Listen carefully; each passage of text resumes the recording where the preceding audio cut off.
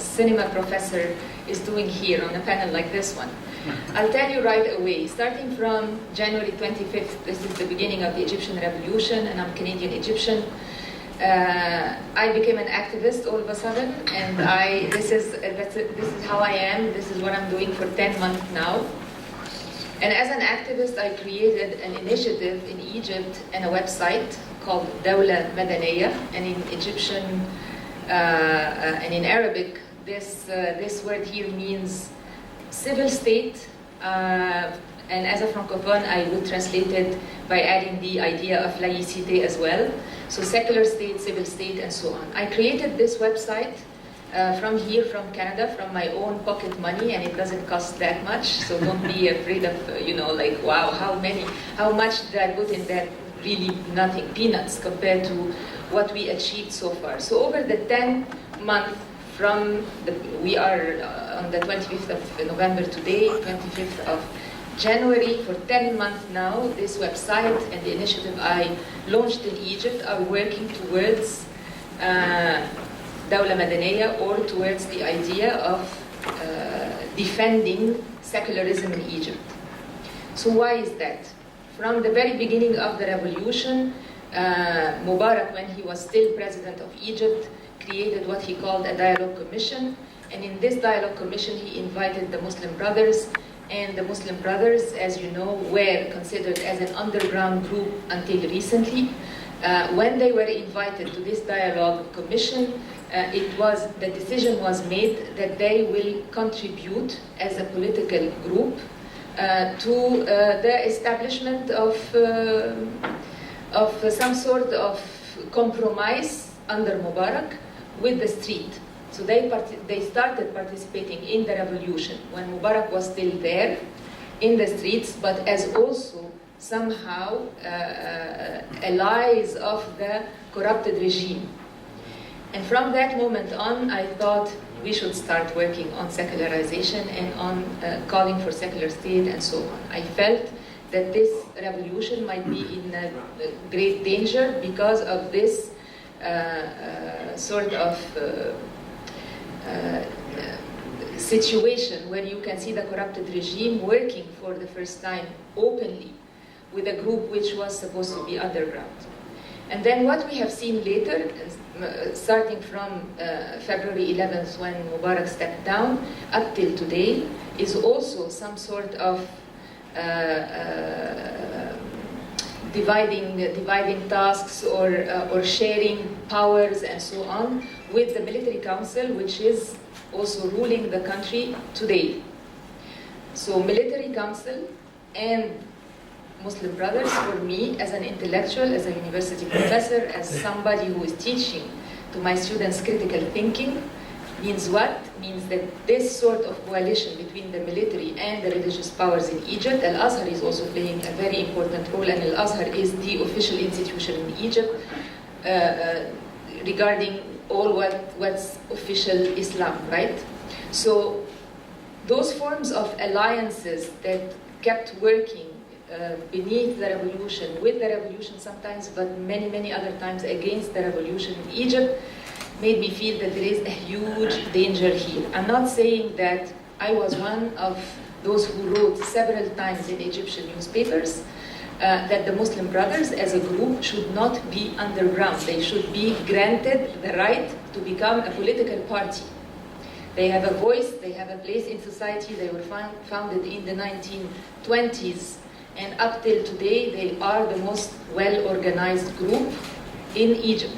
So they have to be granted the right to become a political party. And they created actually Al-Hurriya wal-Adala, which is one of the most powerful parties today. In 2 days we are going to start the parliamentary elections, and everybody in the streets in Egypt expects that the Muslim Brothers will probably win 40 to 45% of the seats in the parliament. So I have no problem with this. This is democracy, we should accept it. But now, what about the 60 other percent of the parliament? If we say that the Muslim Brothers might win up to 40%, what about the 60%? And in the 60%, this is where I'm working as a as an activist, but it's even a big word because I'm just started, right? Only with my passion and with this conviction that we need to secularize the country. Unfortunately, the term itself, دولة مدنية, in Egypt has a very bad reputation for many reasons, one of which is that the former regime, the former corrupted regime, repressive regime, and so on, was also portraying itself as a secular state.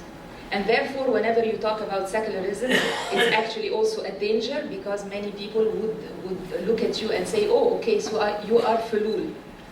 You know, fulul, the word fulul means you are part of the old regime and the repressive regime and so on. So it's not the case at all. What I'm doing is actually outside of all parties, outside of all political parties. I'm not a member of any political party, not in Canada as a Canadian and not in Egypt as an Egyptian. What I am trying to do is to create a lobby. And lobbying not against someone or against a group, but for secularization.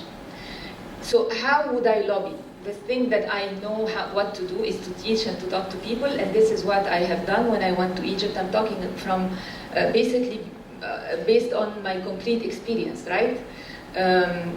Given a lot of conferences, went to villages, went to cities like Aswan or Luxor, big cities I mean, or Mansoura, or small villages and so on, with a group of people, just to define what is secularization and why are we calling for secularization. What is a civil state?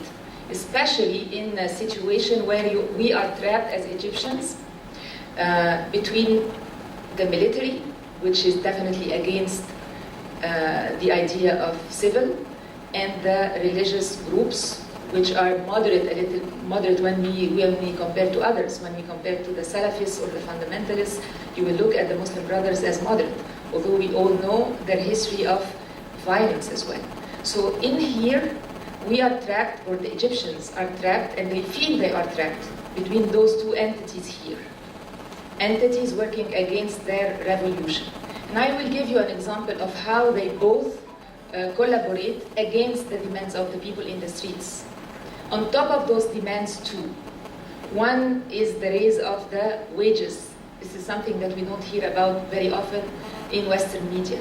So the people are in the streets not because they want to redefine their country, not because they want to say, oh, Egypt now is secular or Islamist.